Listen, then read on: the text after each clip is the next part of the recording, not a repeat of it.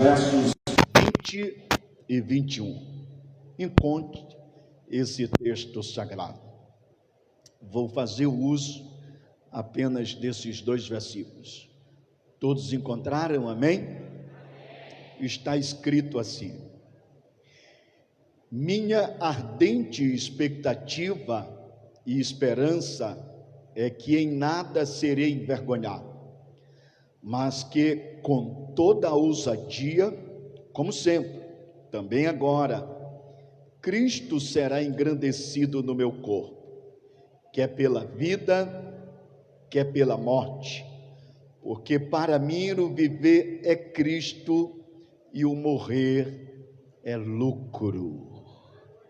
Feche os teus olhos, curve a sua cabeça. Bendito Deus, mais uma vez estarei expondo a tua palavra. Ajuda-nos a compreendê-la. Fala aos nossos corações, ilumina os olhos do nosso entendimento, desenvolve o nosso senso crítico, aflora a nossa perspicácia mental e toca em nossa sensibilidade espiritual, de tal maneira que possamos ser transformados à imagem de Cristo à medida que compreendemos a tua revelação. Em nome de Jesus oramos. Amém. Meus queridos, em sua composição, o Novo Testamento possui 27 livros. Ele inicia com o Evangelho segundo escreveu Mateus, chamado na teologia bíblica o Evangelho do Reino, e conclui com Apocalipse de João, denominado Revelação de Jesus Cristo. Desses 27 livros que compõem o Novo Testamento, 21, em razão do seu gênero literário, eles são chamados epístolas, na linguagem tradicional, cartas enviadas às igrejas de Cristo espalhada no mundo daquela época. Dessa forma, é interessante destacar que dessas 21 cartas existentes no Novo Testamento, 13 são exclusivamente atribuídas a Paulo, o maior apóstolo, o maior líder, o maior teólogo do Novo Testamento, a figura mais expressiva depois de Cristo nas páginas neotestamentárias. Dessa maneira, Paulo se destaca como sendo uma figura importante. Tal é a sua importância que é impossível estudarmos a respeito do Evangelho, a respeito de Cristo no Novo Testamento, sem passarmos pelos escritos, as obras do apóstolo Paulo.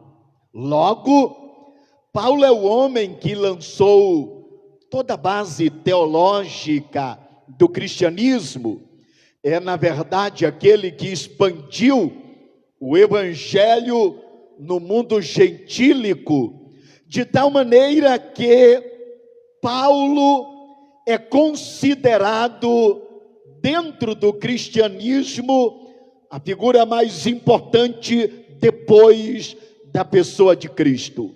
Os críticos da literatura secular chegam a dizer que Paulo é para o cristianismo o que Sócrates, Platão, Aristóteles são para a filosofia, com uma ressalva. Apesar de Sócrates ser o pai da filosofia, Platão o melhor discípulo de Sócrates e Aristóteles, o mais erudito de todos os filósofos, nenhum deles tiveram suas vidas, suas obras tão lidas, tão estudadas, tão analisadas como o apóstolo Paulo. Paulo, nesses 2000 anos de história, é o autor, é o escritor, cujas obras são as mais lidas em toda a face da terra. De tal maneira que Paulo, ele de fato tem uma representação expressiva dentro das Escrituras.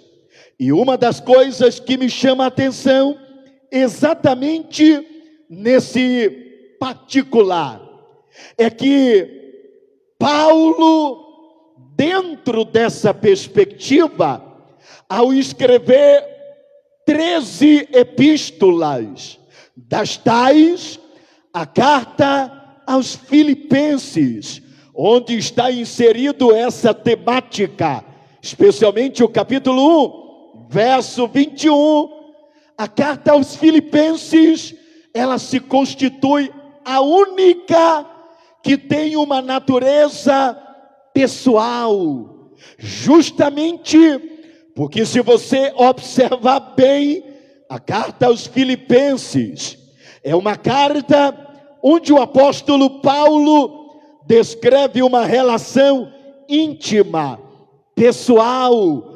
exatamente com os destinatários a quem ele enviou. Porque, se você observar nessa carta, Paulo revela uma relação de amor. Isso porque ele é o fundador da igreja em Filipos. Ele, na verdade, descreve uma relação entre pai e filhos, porque, na verdade, quando ele escreve essa carta, ele está tratando com seus filhos espirituais.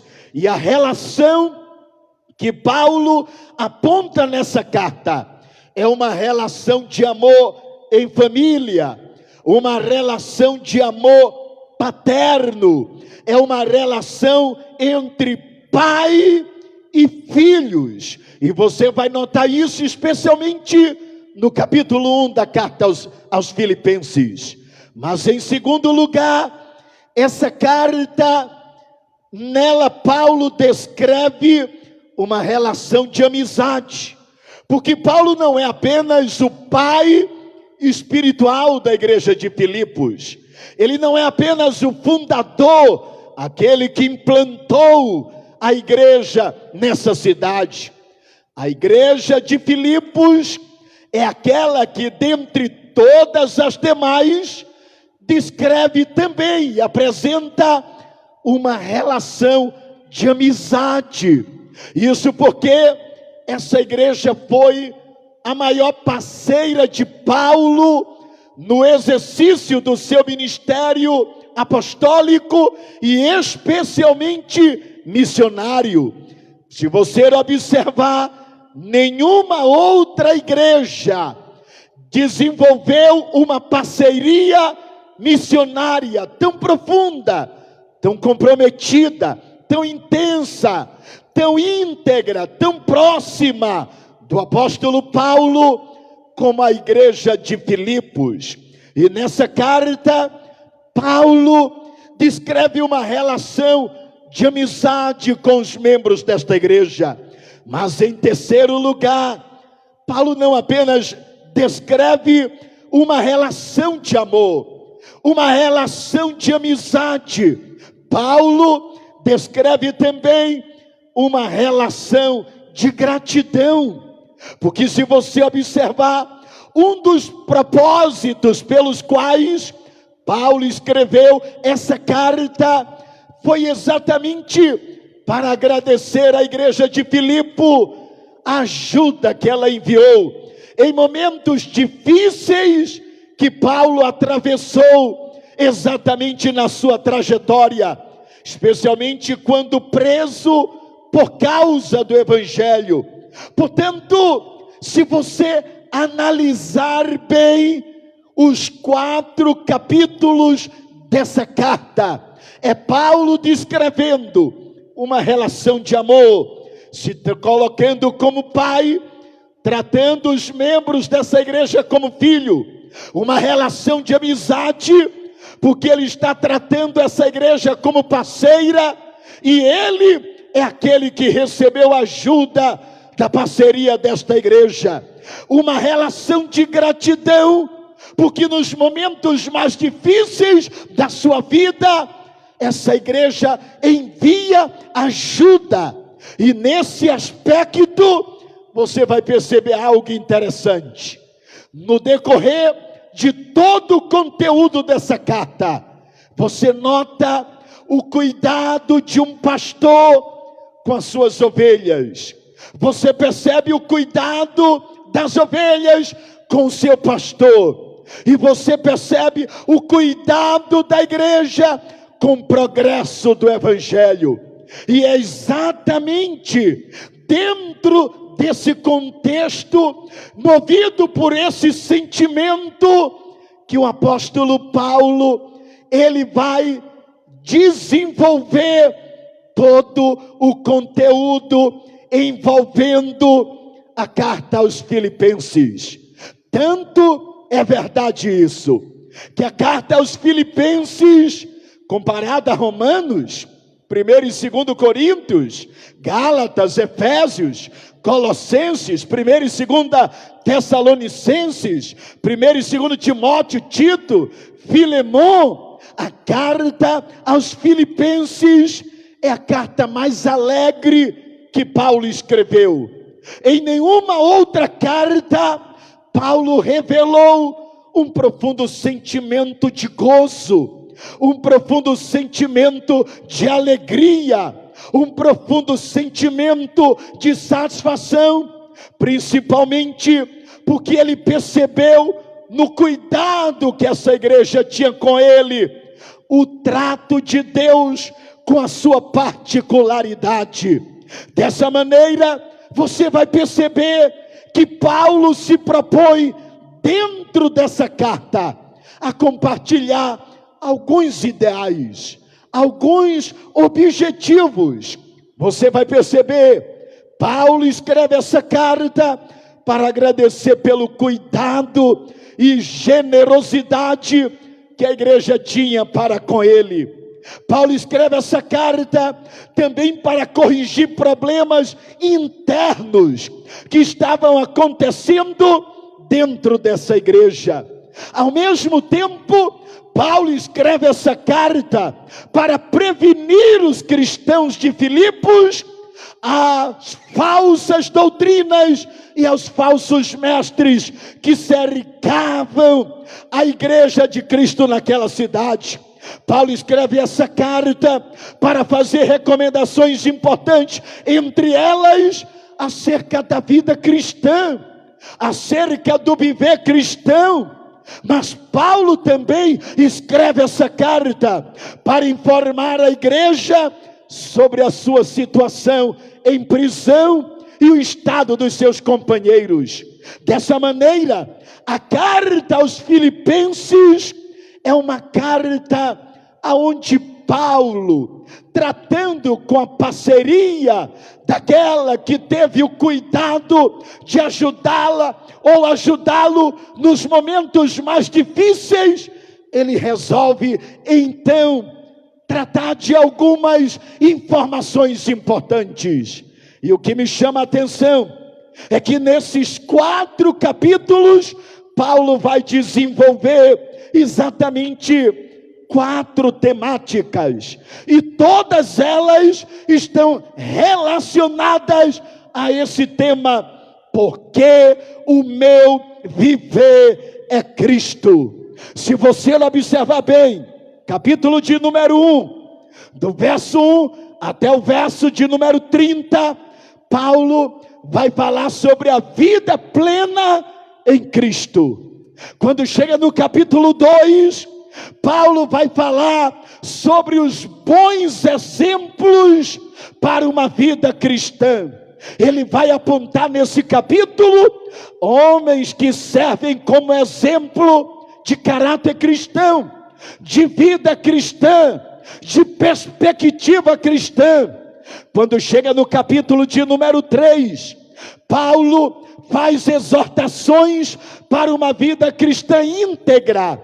E quando chega no capítulo 4, ele então conclui essa carta, falando sobre de onde vem a nossa capacitação para viver a vida cristã. Se você notar, toda a carta aos Filipenses, ela está girando em torno de Cristo. No capítulo 1, vida plena em Cristo. No capítulo 2, exemplos para um viver cristão. No capítulo 3, exortações a uma vida cristã íntegra. E no capítulo 4, ele vai dizer de onde vem a nossa capacidade e força para viver uma vida cristã. Dessa maneira, o capítulo 1, verso 21, se constitui exatamente uma síntese, um resumo da carta aos Filipenses. Porque se você observar, olha o que Paulo exatamente está dizendo. Porque para mim o viver é Cristo e o morrer é lucro. Se você notar, Paulo, ele quer, ele pretende, ele idealiza, ele pressupõe algumas verdades que estão inseridas exatamente por trás desse texto sagrado. Aliás, se os senhores pedissem para mim nesta noite dizer quais são as principais conexões desse texto, você vai perceber uma coisa interessante. Em Filipenses capítulo 1, verso 21, Paulo diz: para mim o viver é Cristo e o morrer é lucro. Sabe o que Paulo está dizendo? Cristo é a nossa vida. Quando chega no capítulo 2, o verso 5, o apóstolo Paulo, ele vai dizer algo ainda muito mais interessante. De sorte que haja em vós as mesmas atitudes ou os mesmos sentimentos que houve também em Cristo Jesus. Sabe o que Paulo está dizendo? Cristo é o nosso modelo, Cristo é o nosso padrão. Quando chega no capítulo de número 3, verso de número 8, Paulo vai dizer que a alegria do Senhor é a nossa força. Sabe o que Paulo está dizendo? Que Cristo é a causa, é a razão do nosso viver. Quando chega em Filipenses capítulo 4, verso de número 1 até o verso de número 3, aliás, do verso 1 ao 13, especialmente o verso de número 13, sabe o que Paulo vai dizer? Posso todas as coisas naquele que me fortalece. Se você observar, Paulo está criando aqui alguns paradigmas. Ele está dizendo que a vida cristã, ela consiste fundamentalmente em cima de algumas verdades fundamentais. Primeiro, Cristo é a nossa vida.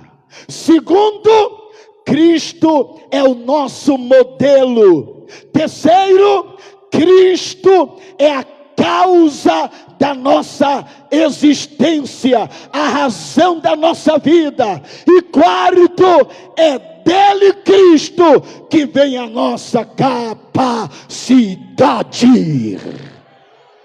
Portanto, o apóstolo Paulo, ele está nesse texto de Filipenses, capítulo verso de número 21, nos ensinando que a vida cristã tem paradigmas. Ser cristão não é apenas possuir um cartão de membro da Assembleia de Deus. Ser cristão não é apenas ter mergulhado nas águas do batismo. Ser cristão não é apenas carregar um exemplar das Escrituras. Ser cristão não é apenas ter nascido no lar evangélico. Ser cristão não é apenas ser filho de crente. Ser cristão não é apenas fazer parte de um segmento religioso. Ser cristão é viver a vida de Cristo Jesus. Agora escute o que eu vou dizer para você. O que me chama a atenção é a maneira como Paulo, na carta aos Filipenses, ele vai tratar exatamente de cada pormenor. Porque se você observar bem, Paulo está dizendo que Cristo é a nossa vida. Logo, a vida não faz sentido se não for vivida em Cristo.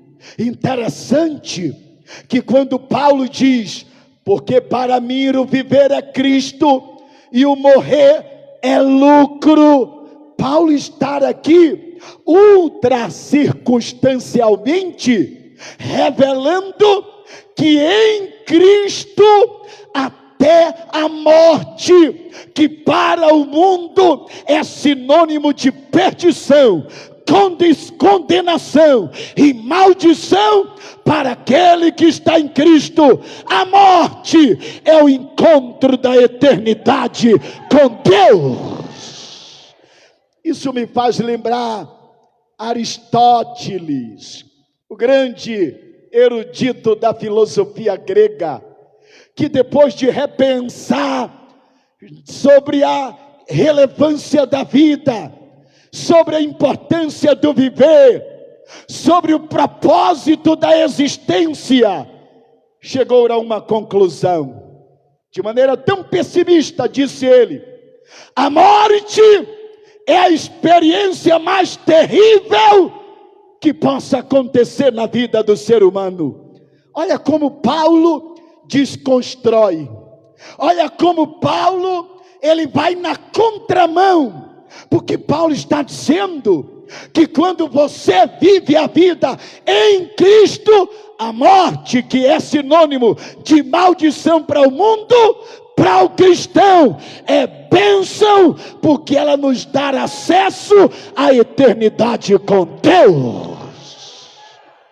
É por isso que Paulo, quando ele já está lá no final da sua carreira, quando ele vai enfrentar a guilhotina de Roma, quando ele está prestes a ter a sua cabeça decepada do corpo, lembram?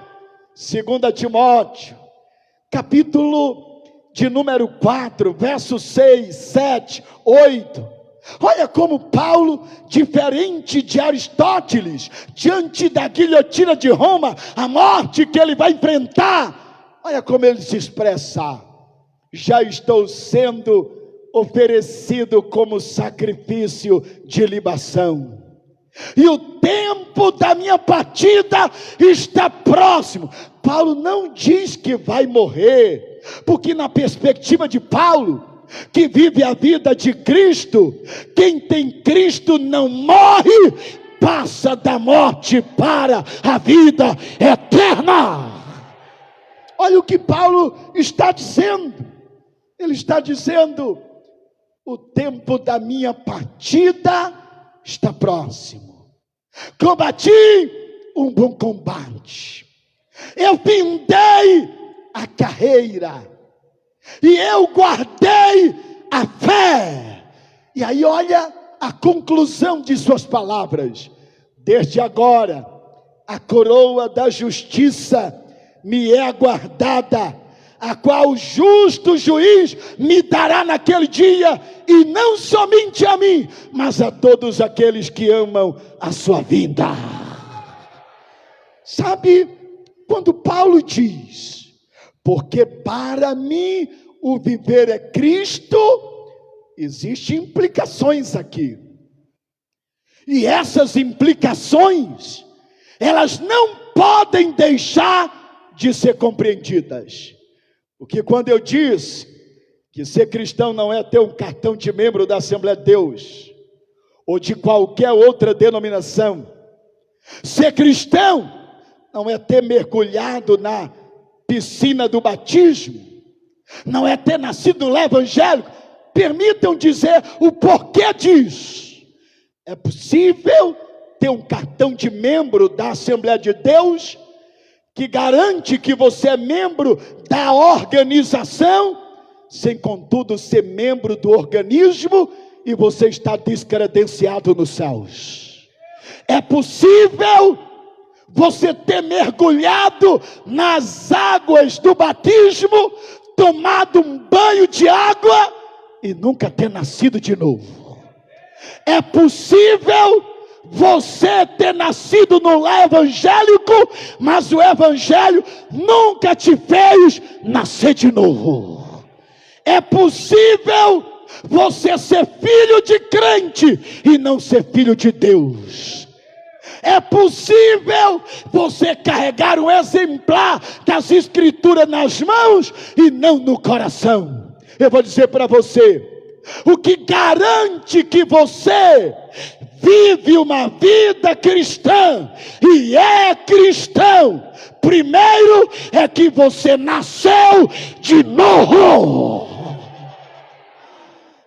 E aí vou dizer para você, quando Paulo diz, porque para mim o viver é Cristo e o morrer é lucro, Paulo está aqui apontando implicações. Primeiro, ninguém pode viver a vida de Cristo sem nascer de novo, sem morrer para si mesmo. Aliás, o princípio que se caracteriza como pressuposto da vida cristã, vou dizer para você, lembram? Na caminhada rumo à cruz, Jesus chega para os seus discípulos e diz, é chegado o momento em que o Filho do Homem há de ser entregue na mão dos pecadores. Se está lá em Mateus, especialmente a partir dos versículos 23, aliás, capítulo 23, versículos 24 a seguir. Quando isso acontece, lembra de Pedro, tentando proteger Jesus da morte na cruz. Longe de ti, que Deus não permita que tal coisa aconteça. Sabe qual foi a palavra de Jesus? Para trás de mim, Satanás, porque não compreendes os planos de Deus, e tudo que me serve é de tropeço. E aí, diante disso, parece que a palavra de Jesus é dura. Os discípulos ficam impactados. Mas sabe o que Jesus vai dizer logo adiante? Quem quer vir após mim, renuncie a si mesmo, tome a sua cruz e siga-me. Deixa eu dizer uma coisa, vivemos um contexto em que o evangelho parece ser diluído. Vivemos um contexto em que o cristianismo perdeu a sua essência. Vivemos um contexto em que a vida cristã parece ter perdido o seu paradigma. Parece que ser cristão é moda. Ser evangélico é seguir a onda do momento. Fazer parte de uma denominação é uma questão de status. Deixa eu dizer uma coisa para você, servo e serva de Deus aqui presente. Quando Paulo diz, porque para mim o viver é Cristo e o morrer é lucro, Paulo está dizendo: se você quer viver a vida de Cristo, primeiro, morra para si. Não há possibilidade de alguém viver a vida de Cristo sem morrer para si. Aliás, a renúncia do seu eu, a renúncia do seu ego, é a renúncia dos seus desejos, é a renúncia da sua perspectiva. Por isso que Paulo, quando vai escrever sua tradicional carta, a carta à igreja em Roma, chamada Epístola aos Romanos, capítulo de número 12, os versos 1 e 2 chamam a minha atenção e se conectam com esse princípio, porque olha o que Paulo vai dizer no verso 1: rogo-vos, irmãos, pela compaixão de Deus, que apresenteis os vossos corpos em sacrifício vivo, santo e agradável a Deus, que é o vosso culto racional. Nesse versículo, Paulo está dizendo que você é sacrifício. Você não é apenas sacrifício, você é o altar. Você não é apenas o altar, você também é exatamente a oferta rendida e dedicada a Ele. E sabe quando é que isso acontece? Primeiro, quando teu eu morrer. Quando você renunciar a si mesmo, o seu ego. Tanto é verdade que o verso de número 2, olha o que Paulo vai dizer. Ele vai dizer: e não vos conformeis com este mundo, mas transformai-vos pela renovação do vosso entendimento. Acho interessante, Paulo está dizendo: não vos conformeis. A expressão não conformar significa que você não pode tomar forma. E a forma exatamente do quê? Do mundo, daquilo que está lá fora, dessa cultura caída, pervertida, dessa cultura pecaminosa que tem lá fora. E você precisa seguir um padrão, seguir um modelo. Esse modelo é Cristo Jesus, o nosso Senhor.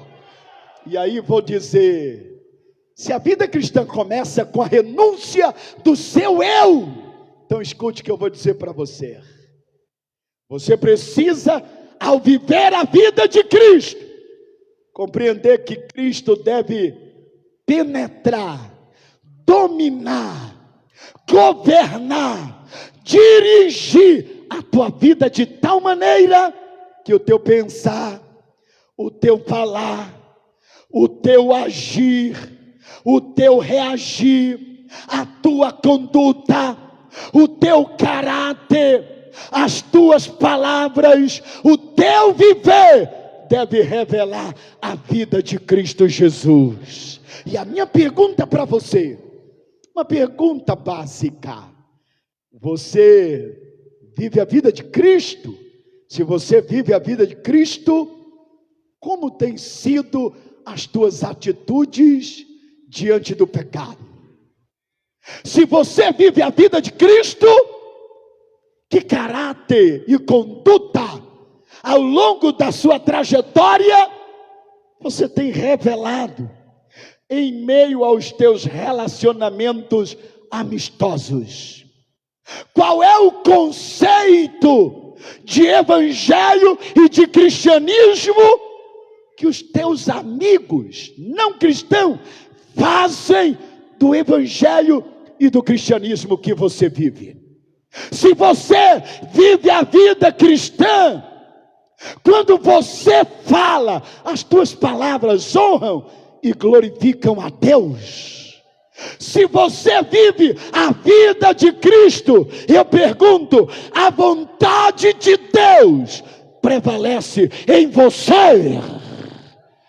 Porque se Cristo é o meu viver, se Cristo é a tua vida, se Cristo domina a tua trajetória de vida, teu pensar, teu falar, teu agir, teu reagir, precisa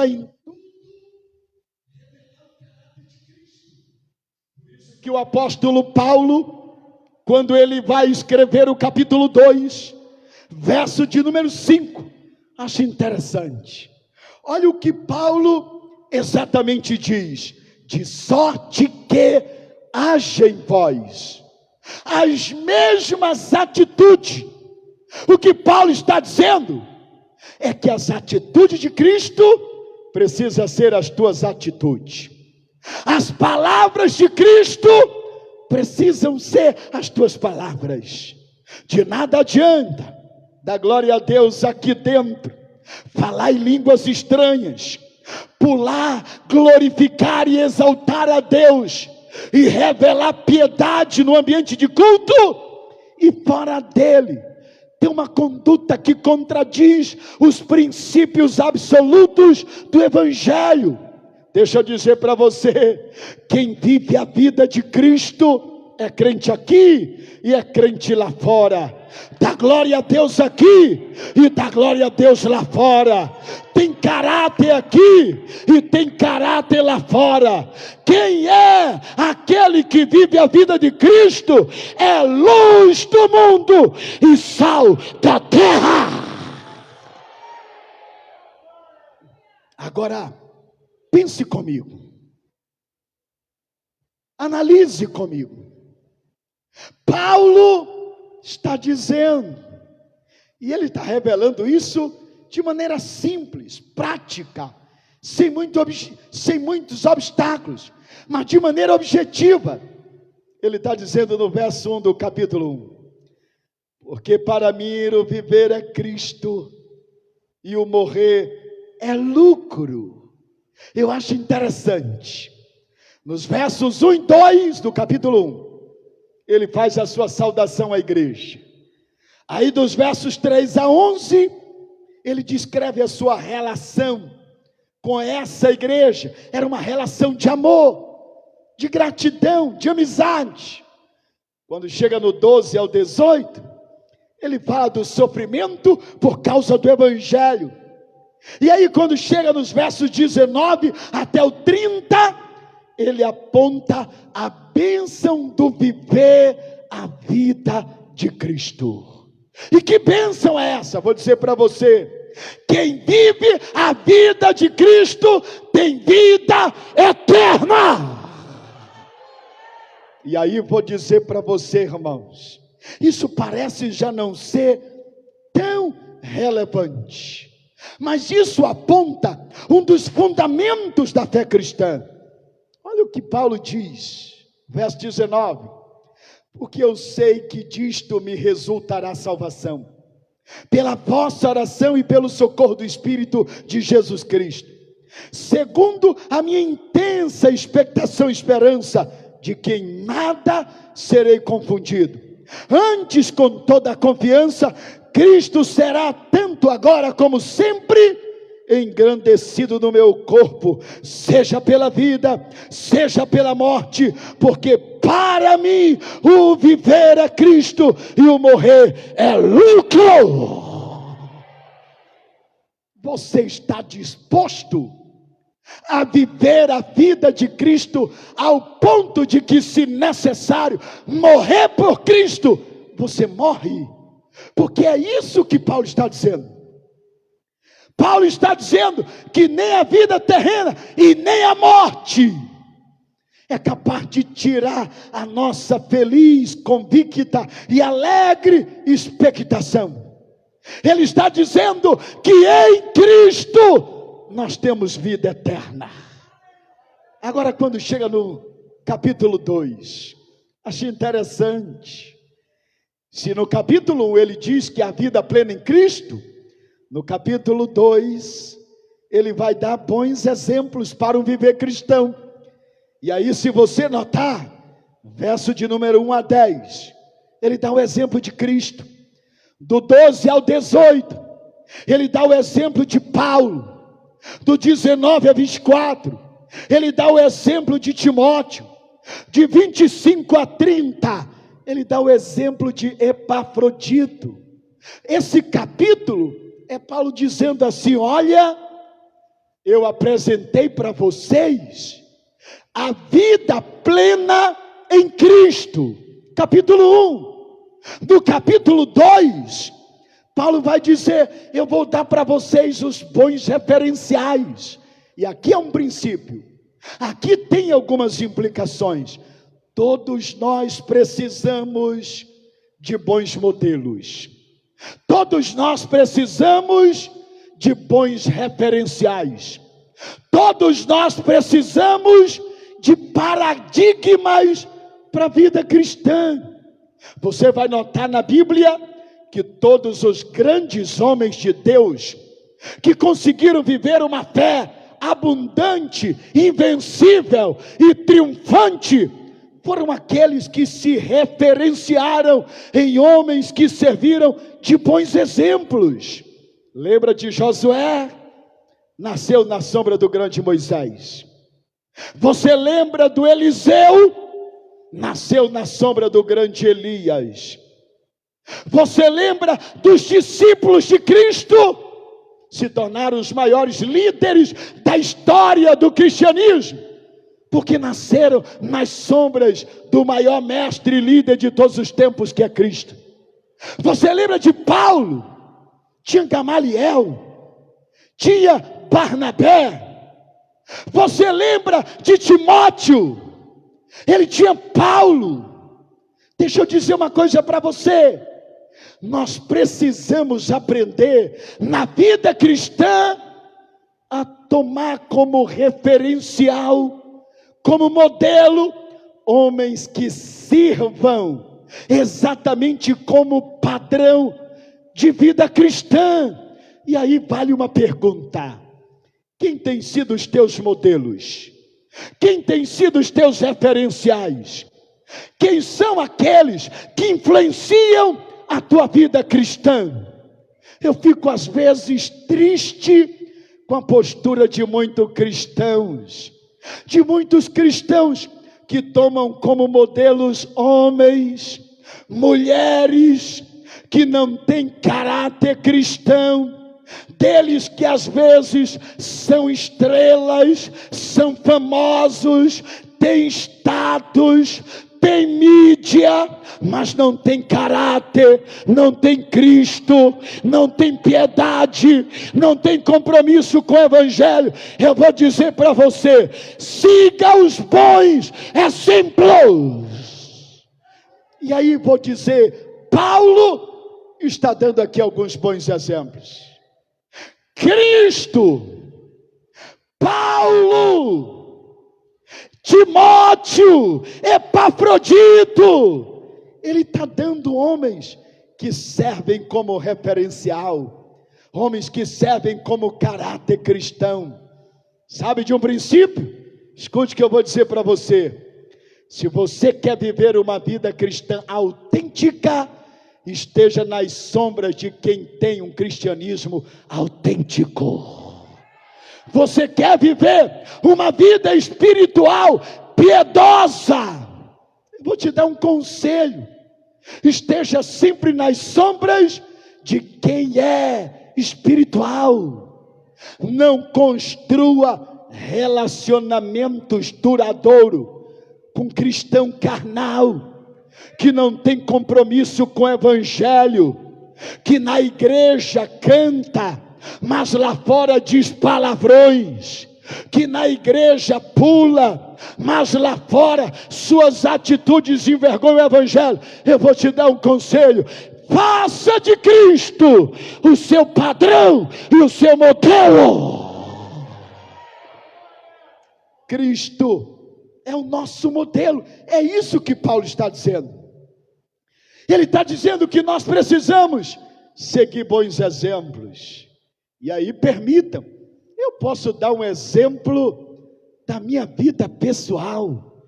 Os senhores estão ouvindo um jovem pastor de 47 anos de idade, ainda que com cara de 17, mas 47 anos.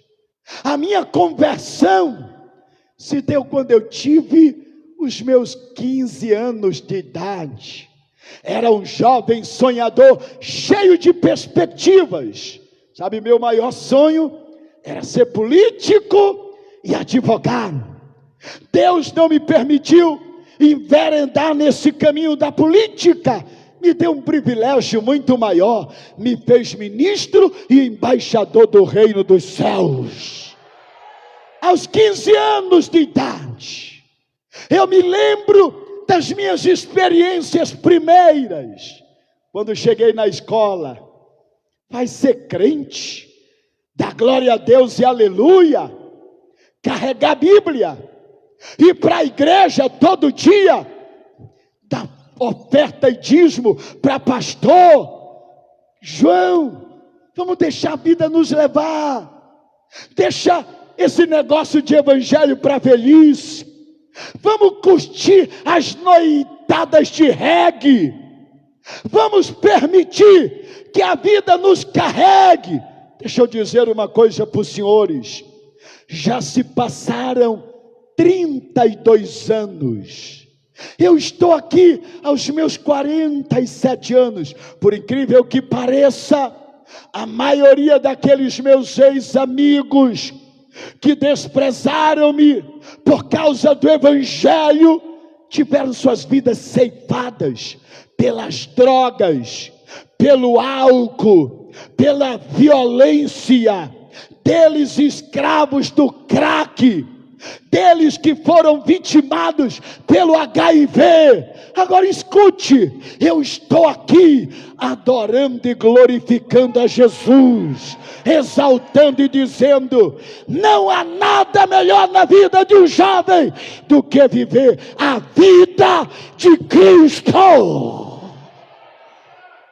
Eu vou fazer uma pergunta aqui esta noite. Só quem vive a vida de Cristo, levante a sua mão e glorifique ao Senhor. Eu já estou concluindo, mas escute o que eu vou dizer para você. Capítulo 1, Paulo diz que a vida plena em Cristo. Capítulo 2, ele dá os bons exemplos para um viver cristão. Aí quando chega no capítulo 3, acho interessante, ele vai fazer exortações para uma vida cristã. Lembrando que exortar aqui é estimular os ânimos. E sabe o que Paulo vai fazer? Dos versos 1 ao 11. Você vai perceber Paulo fazer uma retrospectiva do seu passado. Quando chega no verso 12 a 16, ele faz uma análise do seu presente. Quando chega do 17 ao 21, ele então aponta a sua perspectiva do futuro. E nesse aspecto, sabe o que eu percebo? Paulo, nesse capítulo, capítulo 3, ele desenvolve o seu conteúdo fazendo uma retrospectiva do passado, uma introspectiva do presente e apontando a sua perspectiva do futuro. Em relação ao passado, ele não tem do que se envergonhar, não há nada que lhe cause amargura, ele não tem um coração azedado. Em relação ao presente, ele sabe olhar, entendendo que tudo que está acontecendo contribui para o progresso do evangelho. Ele estava preso, e quando chega justamente nos versos 17 a 21, ele estabelece uma perspectiva do futuro. Você vai notar que Paulo, nos versos 13 e 14, olha o que ele vai dizer: irmãos, quanto a mim, não julgo havê-lo alcançado, mas uma coisa faço, esquecendo-me das coisas que ficam para trás, e avançando para as que estão adiante de mim, prossigo para o alvo, para o prêmio da soberana vocação em Deus, em Cristo Jesus. Sabe o que Paulo está dizendo? Paulo está dizendo: eu posso olhar para o passado, e apesar de tudo que aconteceu, não há nada que eu possa ficar frustrado. Ele diz: eu posso olhar para o presente, e não há nada que eu possa reclamar. Eu posso olhar para o futuro, e eu não perco os horizontes. Eu estou caminhando para o alvo. Paulo está dizendo que a vida cristã é uma corrida.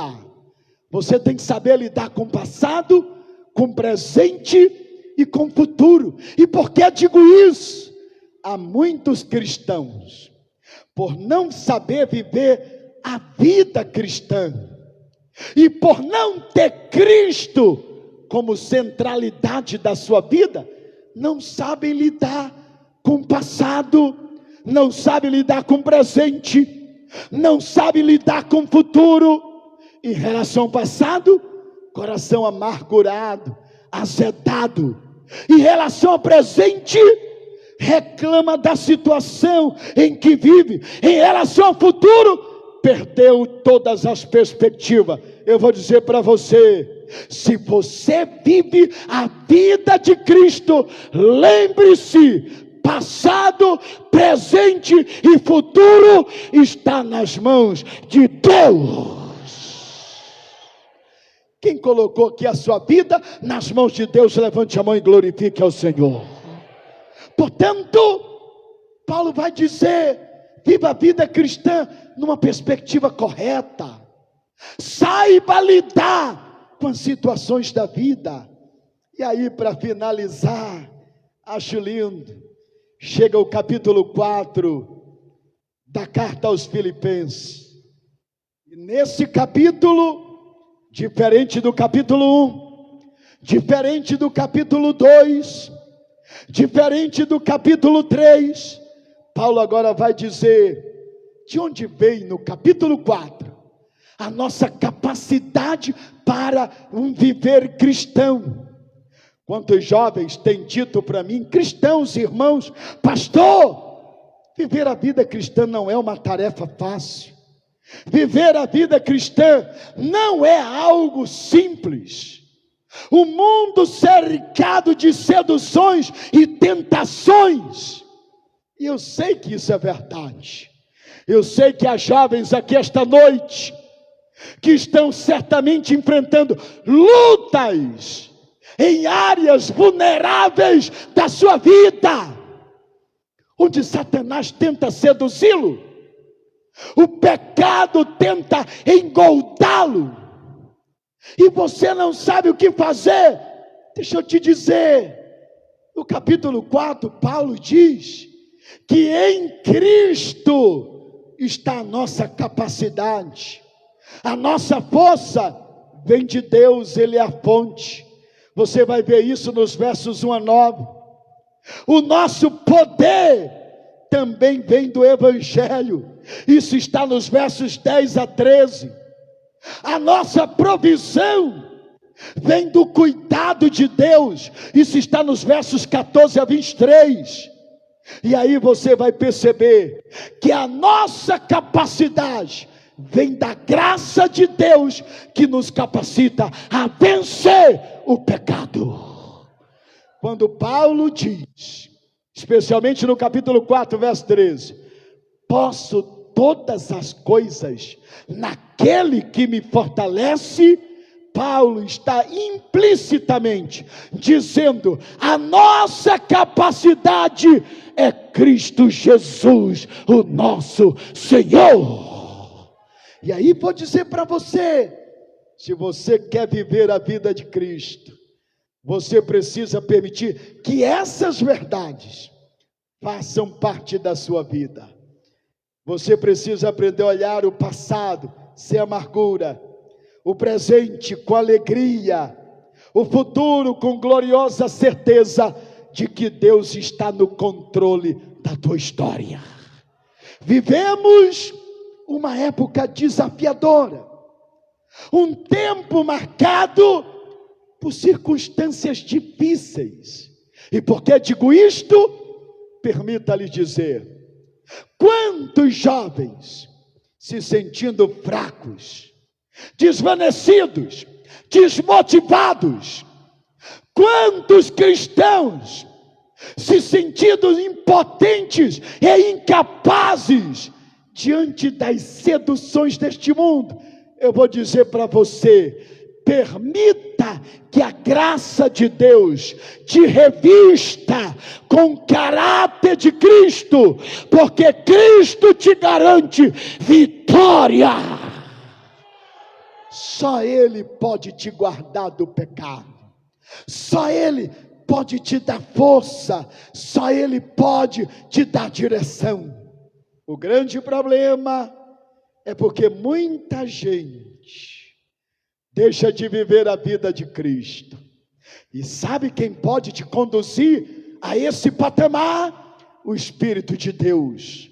Paulo vai dizer isso em Gálatas: andai no Espírito e não cumprireis os desejos da carne. Quando você não vive a vida em Cristo, quando o Espírito não direciona a tua vida, quando a tua conduta não é fundamentada no Evangelho de Cristo, você se torna vulnerável ao pecado. O pecado ganha força e ele acaba superando a sua vida e o seu caráter. Jovem, eu vou te dizer qual é a orientação de Deus: se revista do caráter de Cristo, seja cheio do Espírito de Cristo, seja dominado pela vida de Cristo, trilhe a caminhada de Cristo, deixa o Espírito forjar o caráter de Cristo em você, permita a mente de Cristo dirigir a tua mente, deixa as atitudes de Cristo ser as tuas atitudes, e Deus te dará vitória. Que tipo de vida você tem vivido? Se coloque em pé. Qual tem sido as tuas atitudes? Como você tem se conduzido diante desse mundo perdido e fracassado? Paulo está dizendo para você aqui hoje: porque para mim o viver é Cristo e o morrer é lucro. Paulo está dizendo: não é mais eu quem vivo, agora é Cristo que vive em mim. E quando Cristo vive em nós, o nosso ego desaparece, o nosso eu desaparece, as nossas atitudes deixam de existir, o nosso falar deixa de falar, e passa então a ter o modelo do falar, do pensar, do agir e do conduzir de Cristo. Sabe o que esse mundo deseja ver nessa nova geração, nesse século 21? Não é uma geração de cristãos que saiba apenas produzir barulho, mas uma geração de cristãos que saibam influenciar pelo caráter. Sabe o que essa geração do século 21 espera? Jovens cuja vida revela o caráter de Cristo. E a minha palavra para você esta noite: você tem vivido a vida de Cristo? Tem tomado as atitudes de Cristo? No seu namoro, na sua universidade, na sua escola, em casa, no seu trabalho? Querido, querida, o viver a vida de Cristo é renunciar a si mesmo, é viver para Deus e morrer para este mundo, é dizer: este mundo já não faz mais sentido para mim. Como dizia John Stott, não há nada desse mundo tão atraente que consiga atrair os nossos olhos mais do que a glória da vida de Cristo Jesus. Eu quero pedir nesta hora: feche os teus olhos e curve a sua cabeça. Eu quero findar fazendo uma oração por você. Bendito Deus, Criador dos céus e da terra, Senhor, cuja presença nós aqui estamos. Eu te peço nesta hora, Senhor, que a tua graça capacitadora venha sobre a mente de cada jovem, de cada cristão, de cada moça, de cada rapaz, de cada servo e de cada serva.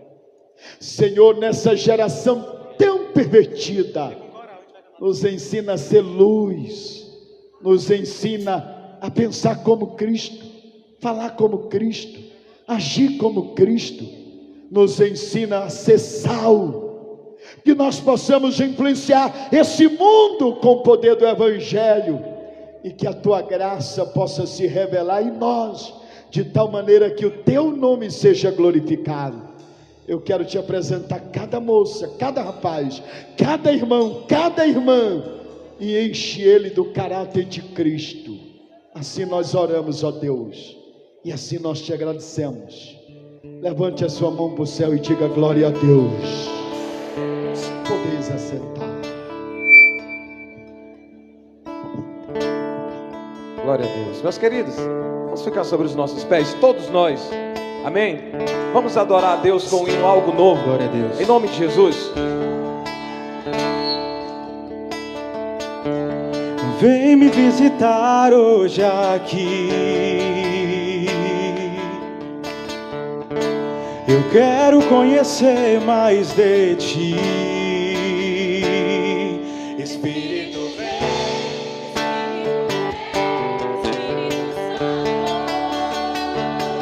Espírito vem, Espírito vem, Espírito Santo. Quero viver algo novo. Faz meu coração arder de novo, fazendo todo, trazendo sobre mim um novo amanhecer. Quero viver algo novo. Vem me visitar hoje aqui. Eu quero conhecer mais de ti. Espírito vem, Espírito vem, Espírito Santo. Espírito vem, Espírito vem, Espírito Santo. Espírito vem, Espírito vem, Espírito Santo. Espírito vem, Espírito Santo.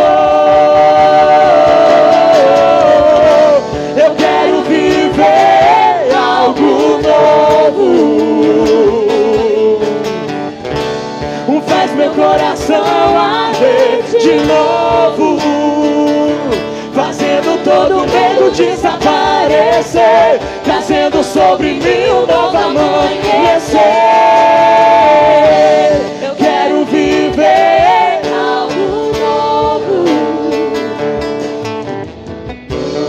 Oh, oh, oh,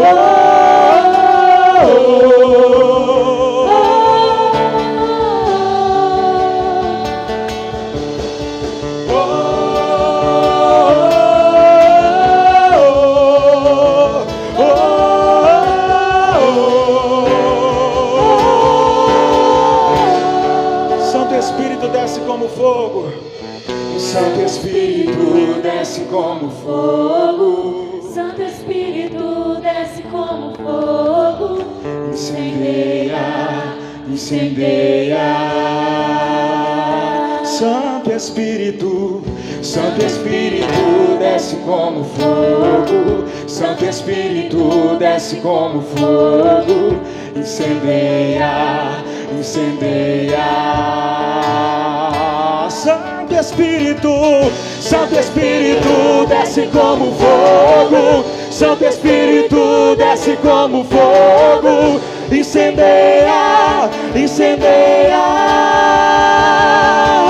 incendeia, incendeia, incendeia, incendeia, incendeia, incendeia, incendeia, incendeia, incendeia.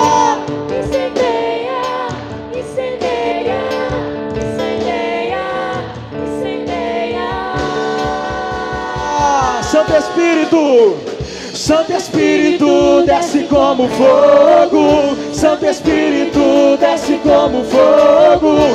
Incendeia, incendeia. Santo Espírito, Santo Espírito, desce como fogo. Incendeia, incendeia, incendeia, incendeia, Incendeia, incendeia, incendeia, incendeia, incendeia. incendeia, incendeia, incendeia, incendeia, incendeia, incendeia,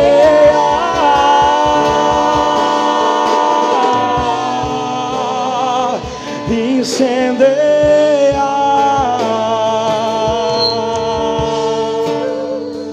Glória a Deus, amém.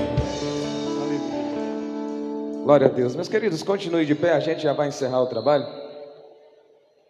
Eu só quero fazer menção aqui do nome do Felipe, do Gabriel, do Wellington, pessoal da produção, do telão, os meninos que estão fazendo toda a cobertura do evento.